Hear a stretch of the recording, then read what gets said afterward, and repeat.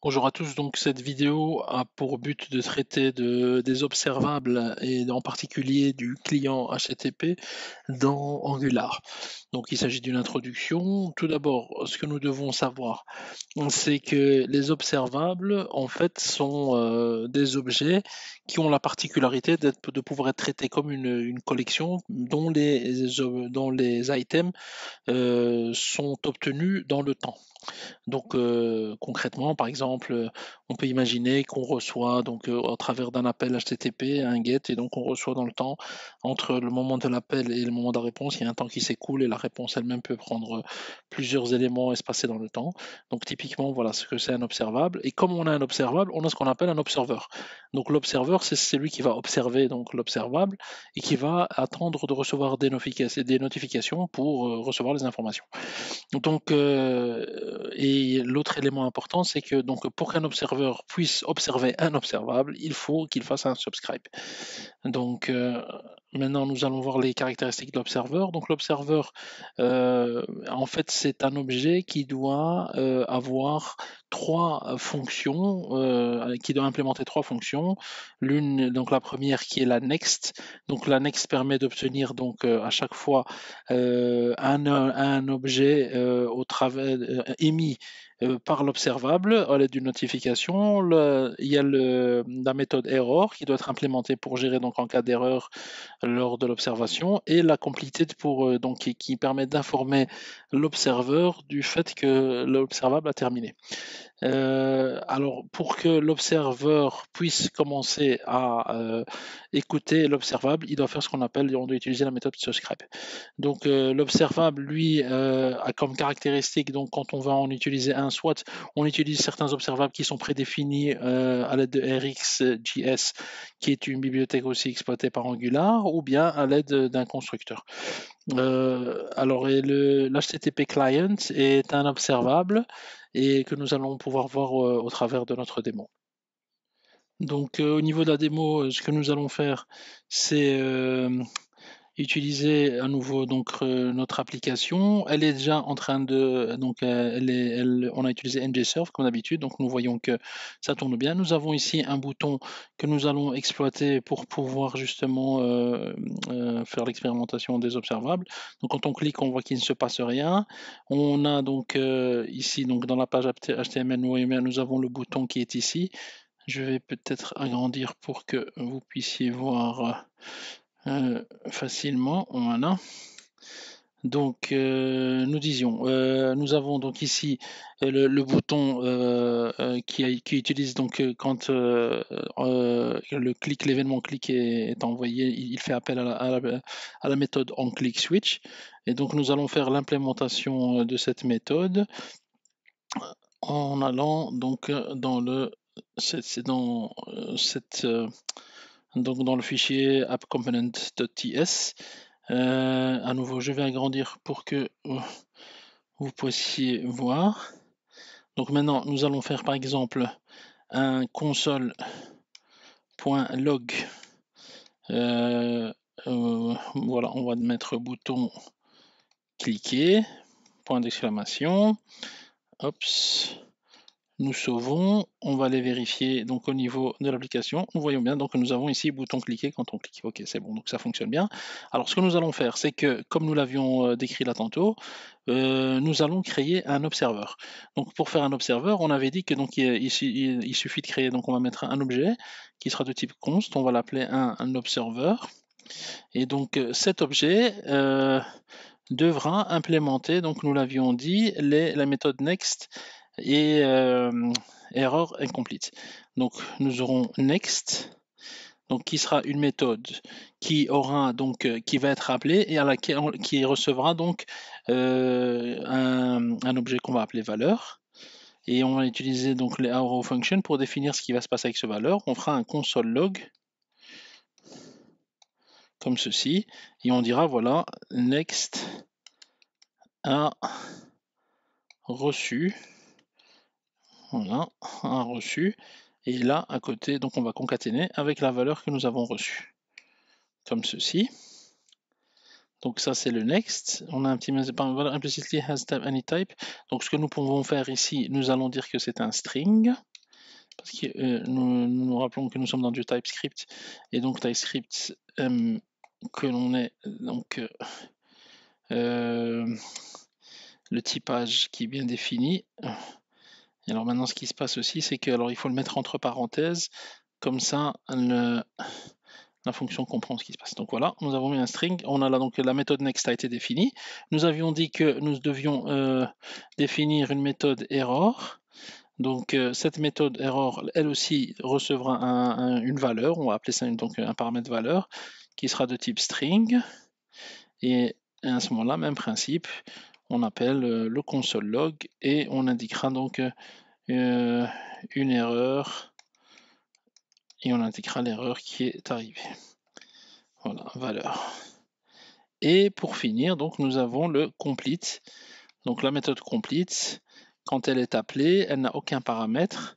Et donc il n'y a rien qui se passe si ce n'est qu'on peut dire que nous avons fini. Console.log.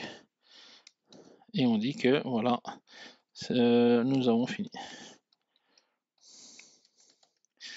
Voilà, comme ceci. Donc ça nous a permis de créer donc l'objet un observeur. Maintenant, il faut qu'on utilise un observable. Donc pour utiliser l'observable, ce que nous allons faire, on va utiliser un observable qui est déjà prédéfini donc à l'aide de la bibliothèque RxJS, donc qui est ici. On va utiliser par exemple le off. Donc le off, qu'est-ce qu'il a comme, donc on va faire ici donc const un observable qui sera donc le off. Donc le off, c'est quoi? C'est une méthode qui renvoie un observable et qui enverra donc des notifications relatives à ce que nous allons mettre à l'intérieur donc comme item dans l'observable. Donc on va dire par exemple ici premier, deuxième, voilà, on va mettre 2. Donc voilà, ça suffira comme ceci. Alors nous avions dit qu'une fois donc que nous avons un observeur et un observable, il faut faire donc un appel. Donc il faut que l'observeur souscrive à l'observable pour pouvoir écouter les notifications. Donc ce que nous allons faire donc un observable .subscribe, donc voilà la méthode subscribe, et à laquelle on va passer donc notre observeur. Un observeur, comme ceci. Voilà, donc maintenant, voilà qui est fait. Donc normalement, maintenant, ce qui doit se passer, c'est que quand nous allons cliquer donc, sur le clic en switch, l'observeur va être créé, on va souscrire, et donc comme défini donc, dans RxJS, le off va générer donc, des notifications en émettant à chaque fois, donc, en passant au next, donc la valeur premier, il va la passer donc, une première fois, puis il va à nouveau appeler le next en lui passant la valeur 2, et puis il devra appeler le complete. Donc on va checker si ceci fonctionne bien. Hop, on a cliqué sur le bouton. Et voilà, nous avons bien donc next a reçu premier, next a reçu 2 et nous avons fini. Donc ça, c'est pour la partie donc observeur observable. Donc maintenant, nous allons voir comment ça se passe avec le HTTP GET. Donc le HTTP GET, c'est le même principe. Alors, ce qu'il faut savoir, c'est que pour pouvoir l'utiliser, donc nous utilisons donc nous devons faire un import du HTTP client. Pour que l'import puisse fonctionner, au préalable, il faut avoir créé dans le module. Je vais essayer d'afficher donc l'Explorer comme ça. Ça sera plus facile. Sinon, bon, je vais faire un exit comme ceci. Il faut qu'au préalable, donc dans le module, nous ayons donc le HTTP client module qui a été importé, et on voit bien qu'il est dans la partie import parce qu'il s'agit d'éléments d'objets externes ou de modules externes. Hein. Donc sinon, on aurait utilisé, pour tout ce qui est composant, on utilise la partie déclaration de ng module.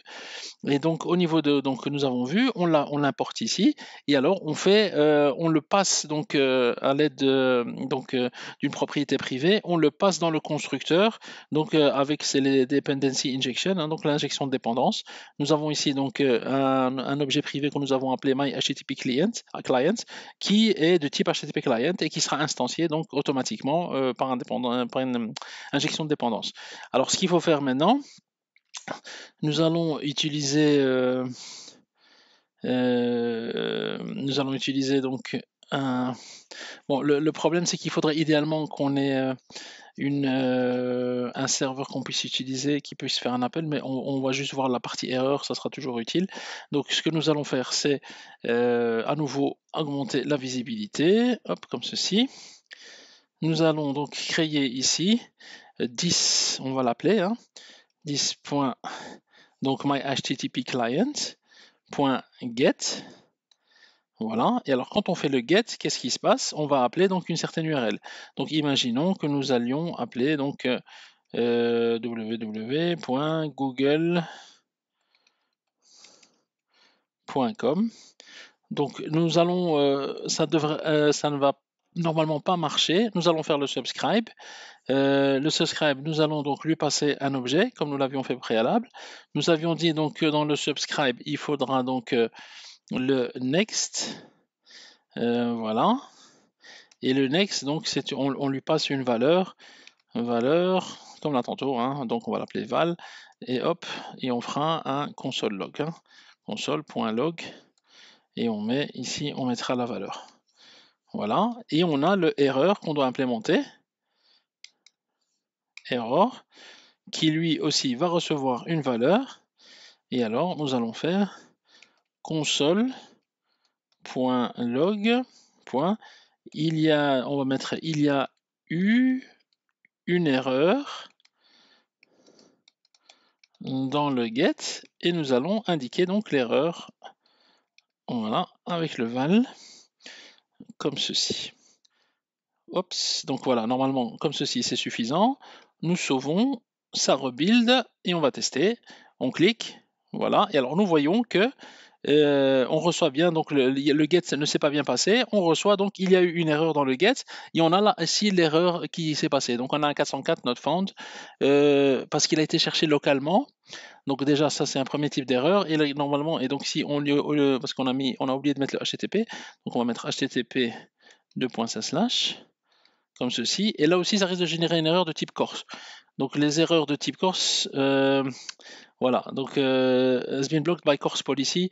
Donc ça c'est qu'au niveau du serveur, il faut, il y a donc certaines choses à faire pour permettre donc l'appel.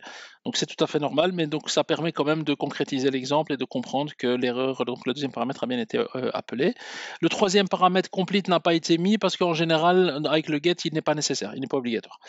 Donc voilà, j'espère que cette vidéo vous aura été utile. Je vous remercie.